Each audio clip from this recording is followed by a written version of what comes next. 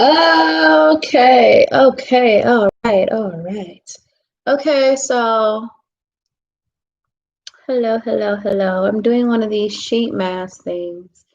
Does anybody else like it to be just ultra smooth?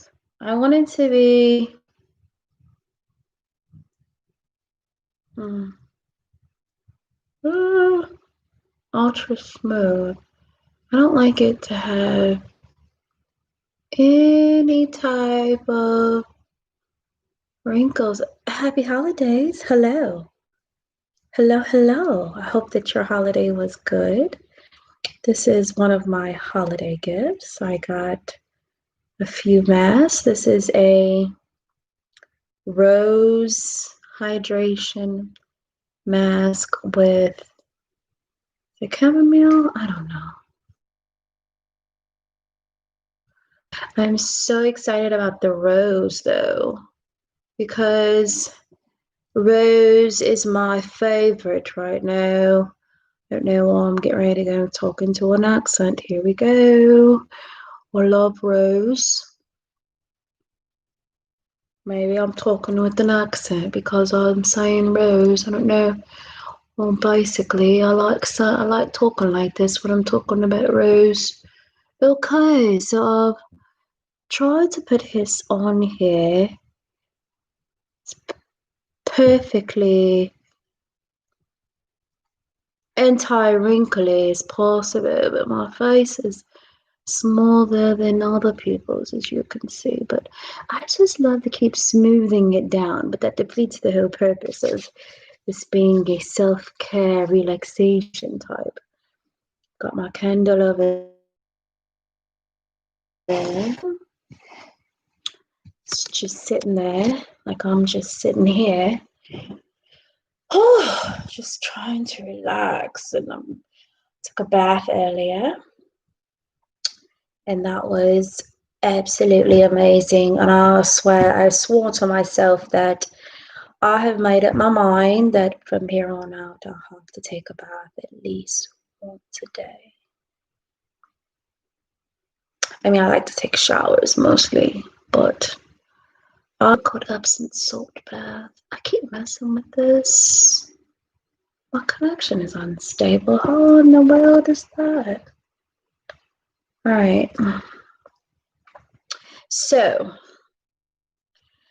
self-care is what's self-care combo. I figured there's no better time to do a self-care video when you're exercising self-care. Tonight for my self-care, what I've done is I came home and I had a nice dinner, and after I had dinner, I fixed myself a bath with Epsom salt, some Himalayan salt, and some apple cider vinegar. Yes. And then, so I rested in my bath. Before I took my bath, I did 50 V-up, which is like this sit-up thingy. And yes, in a t-shirt, I danced. It was beautiful. I love dancing, and I believe that movement is important. I need to take these things out my ear. Actually, I'm gonna take them off. Let me take this off. Sorry, guys. I need to take this blue thing off. Okay, so yes, so I love dancing. So that's like one of the things that I did for self-care tonight. And now you guys get to join me for my mask, and I think I'm gonna read a little bit. I'm reading, can't see this, it's backwards. Hopefully it's not backwards for you, but this is Jordan P. B. It's an antidote to chaos. And I love this book, but for some reason I have not been able to finish it at all. I think it's because it just gets too good. And sometimes my subconscious, oh my gosh, gravity is happening. It's just pulling itself down. Okay, what I'm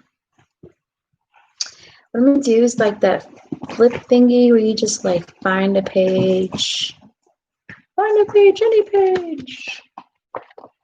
Where are we gonna go? Oh, I think I see it. It's right there, speaking to me. Oh, got it. Ooh. Ooh. This should be really cool. Be precise in your speech. Rule number 10. I've never read this chapter before, and that felt really good, and I know I shouldn't dig in my ear. Okay, so why is my laptop obsolete? What do you see when you look at your computer? At your own laptop more precisely. You see a flat, thin, gray and black box. Less evidently, you see something to type on and look at. Nevertheless, even with the second perceptions included, what you're seeing is hardly the computer at all. That gray and black box happens to be a computer right now, right here now, and maybe even an expensive computer. Nevertheless, it will soon be something so unlike a computer that it would be difficult to even give away. Wow, that's amazing. Let's just think about that for a minute. He's so right. You guys remember when now you can't even, nobody wants a floppy? Like, what are they gonna do? Like, I would be straight up offended if somebody tried to hand me a floppy and tell me that it was worth something. Bruh. And that's on period. Like, yeah, that's why I love Jordan Peterson, because he be having all the points. Okay, let me stop messing with this. And okay, I'm gonna continue. Okay. We will all discard our laptops within the next 5 years, even though they may still work perfectly. Even though the screens, the keyboards, mice, and internet connections may still flawlessly perform their task, 50 years from now, early 21st century laptops will be all oddities like the brass scientific tools of the late 19th century. The latter now appear more like an arcane, too big of a word. I can't. It's too big of a word. I don't even know. This is too big of a word. ACCOUTREMENTS.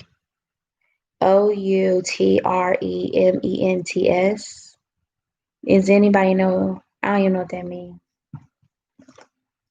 This is when I go to the dictionary on my phone, because I used to go to the dictionary in real life when I didn't know what a word was. Now, but first I check my Instagram because it just be going. Okay, hold on. Okay, let me look up this word. It's almost time for me to take my mask off. I'm not even going to rinse my face either. What is all of this? I just want to go.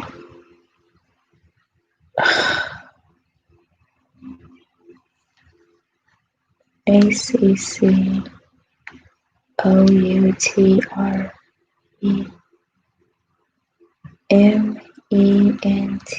Oops. TS. Definition. Accoutrement. Accoutrement. Accoutrement. Accoutrement. Accoutrement. Accoutrements of alchemy. So that means accoutrements mean additional items of dress or equipment or other items carried or worn by a person or used for a particular activity. Accoutrements. I can't take it. Hey, here I am. Ah, ah, ah, ah. My face feels amazing. Let me just tell you, my face feels amazing. And then what I'm gonna do is just, I like to use, you guys, my hands have taken well before their time. But with COVID, it just seems like all this washing and stuff, I haven't been putting the right moisturizer on my hands because it just, so I like to use whatever mask I have and I just put it on. And what I'm gonna do is I'm gonna let this dry and I'll sleep in this. Okay.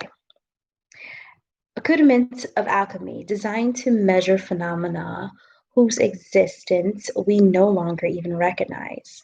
So true. How can high tech machines, even possessing more computing power than the entire Apollo space program, lose their value in such a short period of time? How can they transform so quickly from exciting, useful, and status enhancing machines to complex pieces of junk?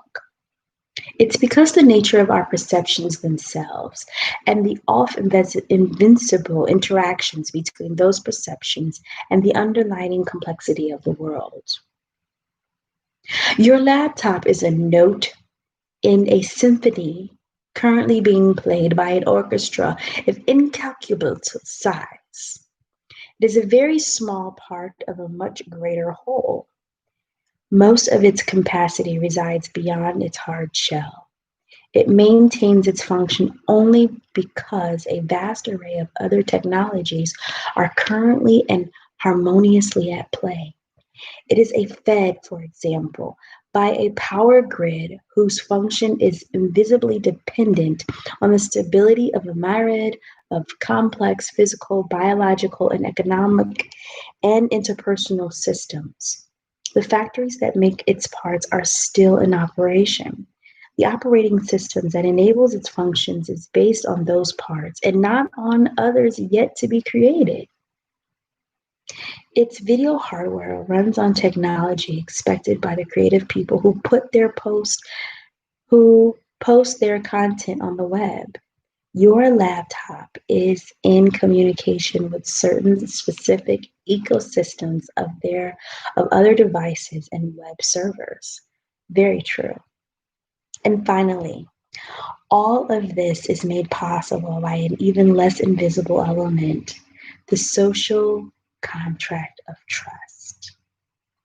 The interconnected and fundamentally honest political and economic systems that make the reliable electrical grid a reality.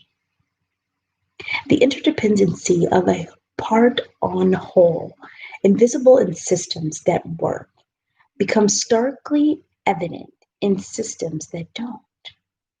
Hmm.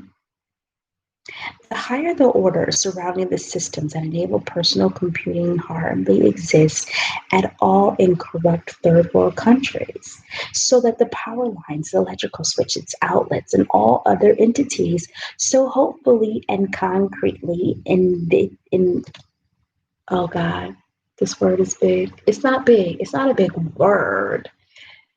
I'm just tongue tied. Okay. This makes, wait a minute, I gotta go back. I done lost my place because Lord, I got flustered. Okay, wait. Okay. Oh, he be having these long sentences, okay? Like these long sentences. And it's okay, because that's what I'm here to do is read to elevate my mind, okay? Hold on. The higher code surrounding this, we'll take it back over here. The higher code surrounding the systems that enable personal computing hardly exist at all in corrupt third world countries, so that the power line, outlets, and all the other entities so hopefully and concretely invictive. indicative of such a grid are absent or compromised, and in fact make little contribution to the practical delivery of the electricity to people's homes and factories. That's deep.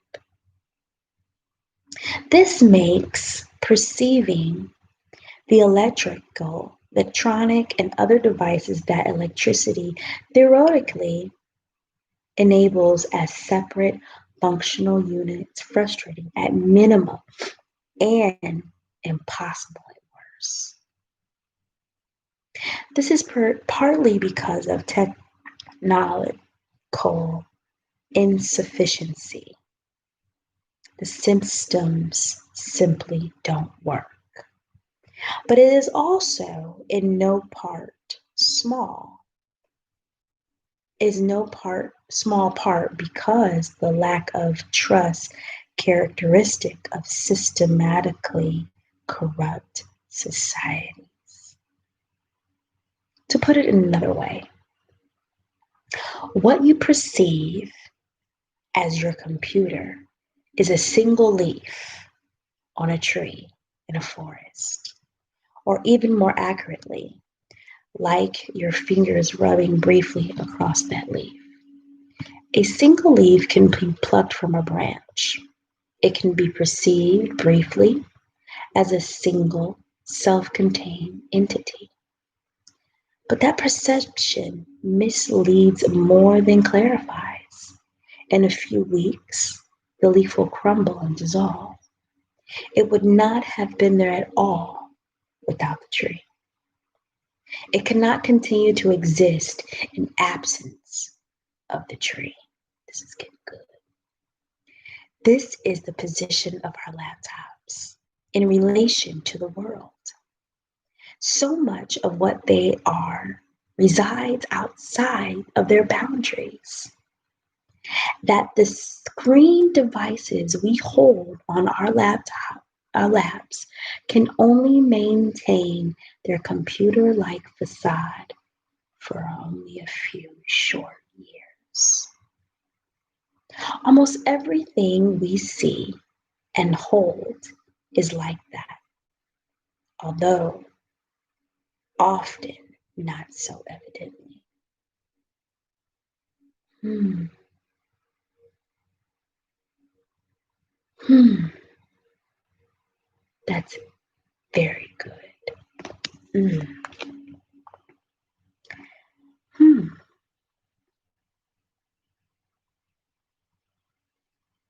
Wow.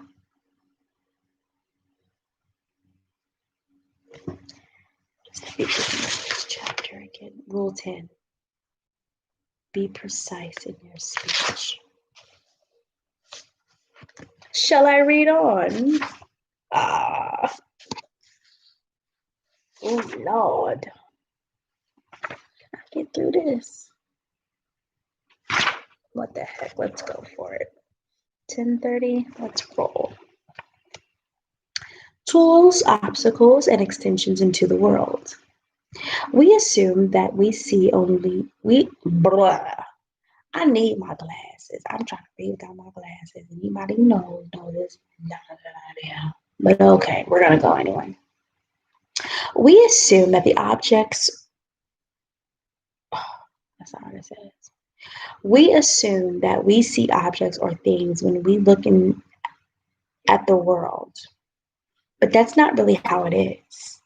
Our evolved perceptual systems transforms the interconnected, complex, multi-level world that we inhabit, not so much into things per se as into useful things, or their nemesis, things that get in the way.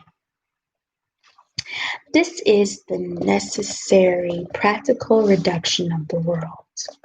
This is the transformation of the near infinite complexity of things through the narrow specification, through the narrow specification of our purpose. This is how precision makes the world possibly manifest. That is not all that the same as perceiving objects. That is not at all the same as perceiving objects. We don't see valueless entities and then attribute meaning to them. We perceive the meaning directly.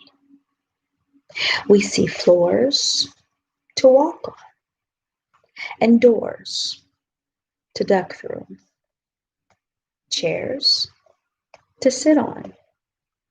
It is for this reason that a beanbag and a stump both fall into the latter category, despite having little objectivity in common. We see rocks because we can throw them at clouds because they can rain on us, and apples to eat, and automobiles of other people to get in our way and annoy us. We see tools and obstacles, not objects or things. We see tools and obstacles, not objects or things. We see tools or obstacles. Very interesting.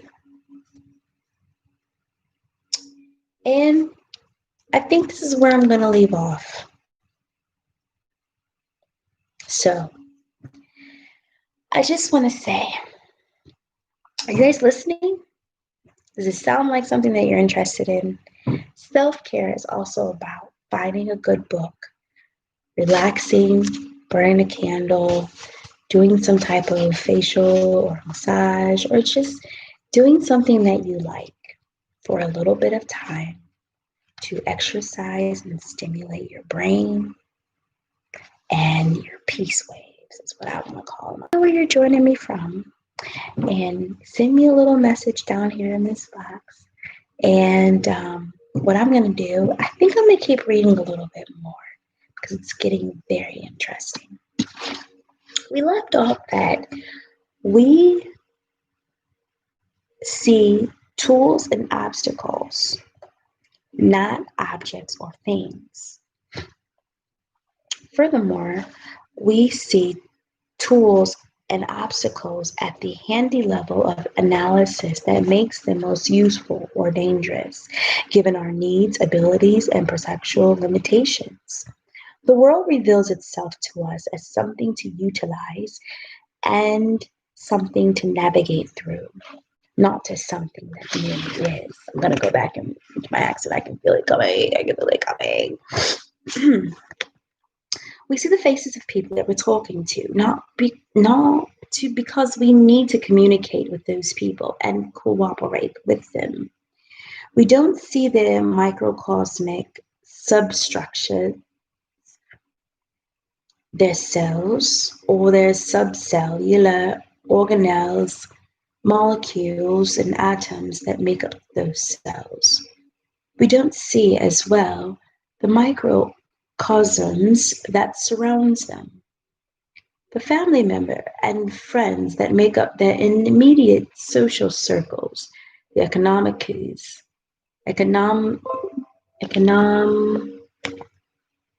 I get tongue tied. Economics.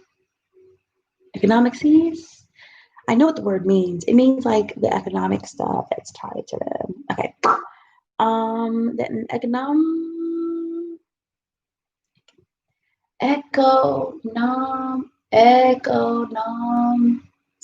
Economcies. Reading now.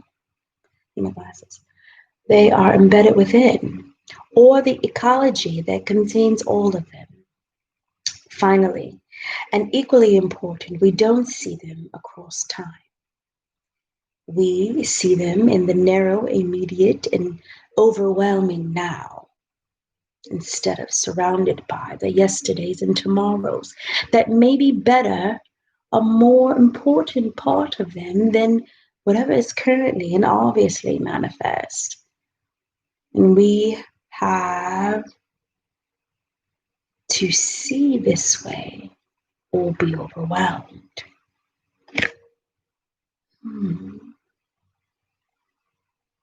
It's very interesting.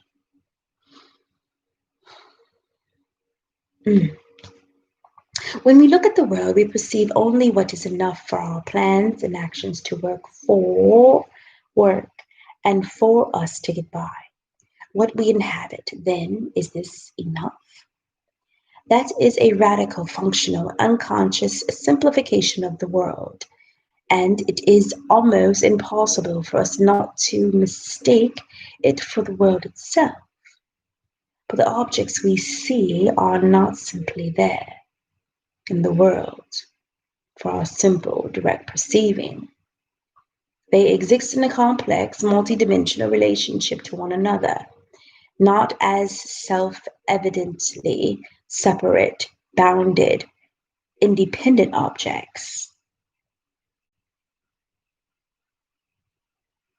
We perceive them, but their functionality, utility, and their functional utility. We perceive them, but their functional utility, and in doing so, we make them sufficiently simple for sufficient understanding. It is for this reason that we must be precise in our aim. Absent that, we drown in the complexities of the world. Do you get what he's saying? Like, seriously, this is so good. Okay, let's go back a little bit. But the objects we see are not simply there in the world for our simple, direct perceiving.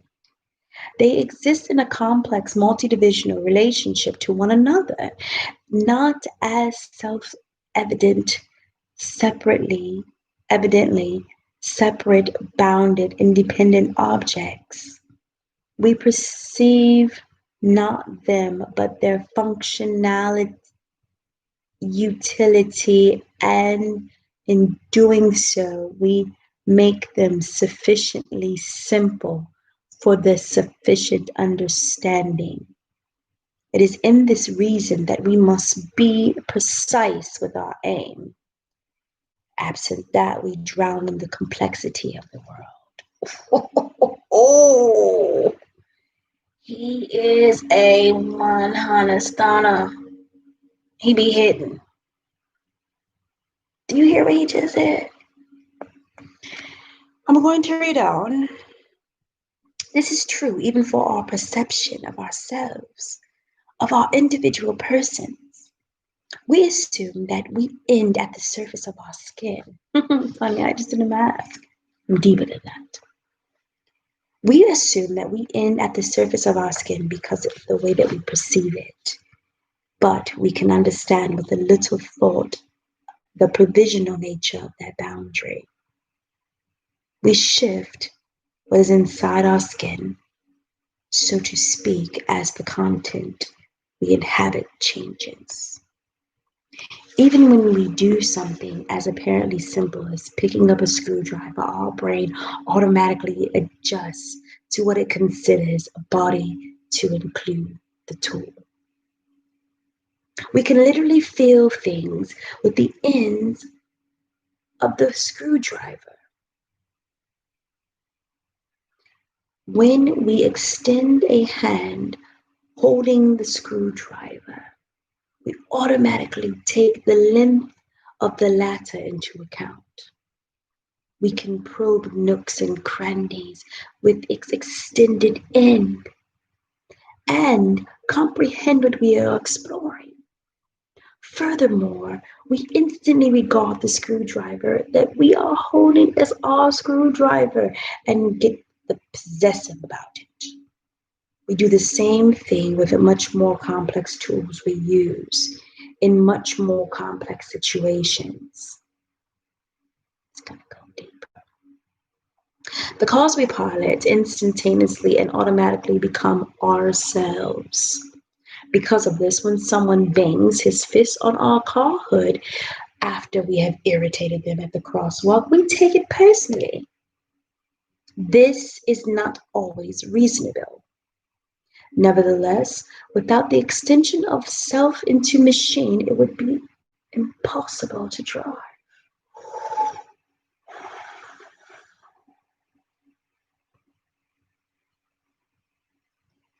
The extensible boundaries of ourselves also expand to include other people.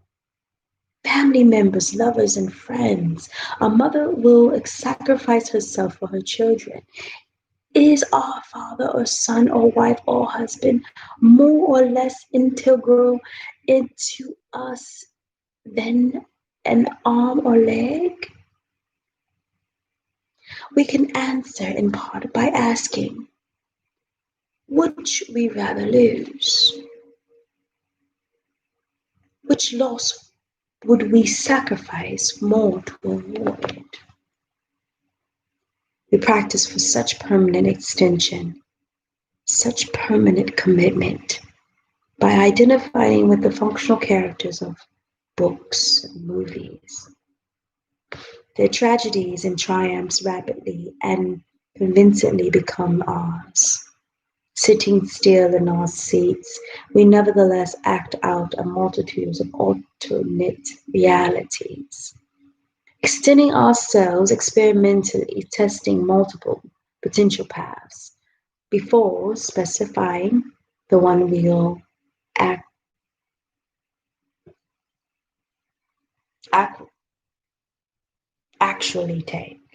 The word was divided, and what had happened was because I can't see, um, I couldn't put the word together because I couldn't figure out what was on the other side, and my arm was messing with me. Okay, moving on. I gotta get up early.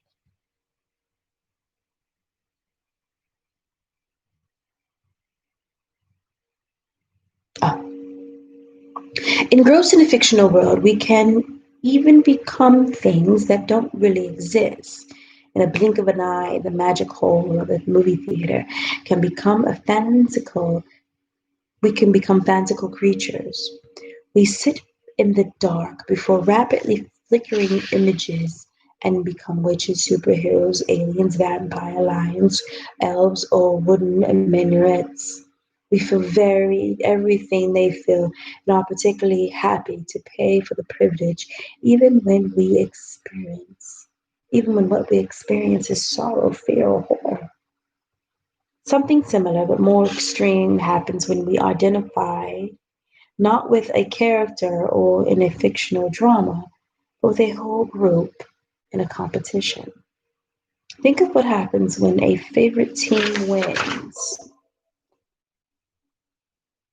or loses an important game against an arch rival. The winning goal will bring a whole network of fans to their feet before they think in script unison. It is as if their many nervous systems are directly wired to the game unfolding in front of them. Fans take the victories and defeat of their teams very personally, even wearing the jerseys of their heroes, often celebrating their wins and losses more than any such events that actually occur in their day-to-day lives. This identification manifests itself deeply, even what is that noise? Biochemically. My plant looks weird. And neurologically. Vicarious experiences of winning and losing, for example, raise and lower testosterone levels around fans participating in the contest.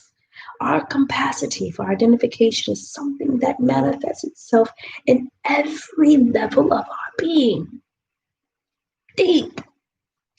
To the degree that we are patriarchally, civilly, our country is not just important to us, it is us.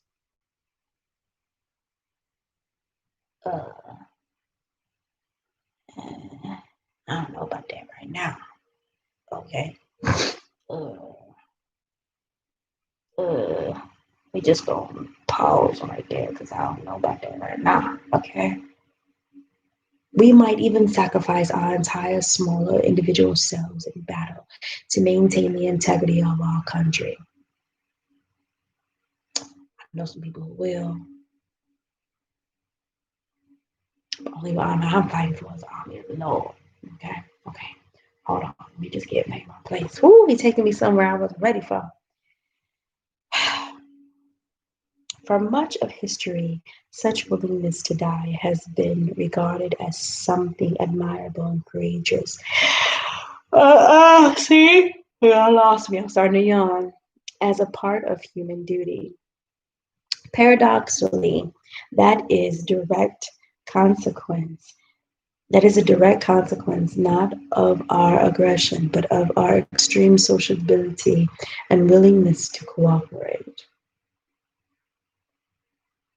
If we can become not only ourselves, but our families, our teams, countries, cooperation becomes easy to us. Relying on the same deeply intimate mechanisms that drive us and other creatures to protect our very bodies. He is deep.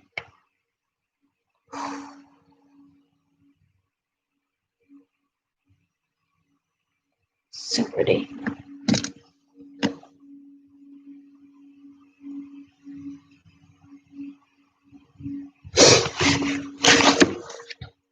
All right.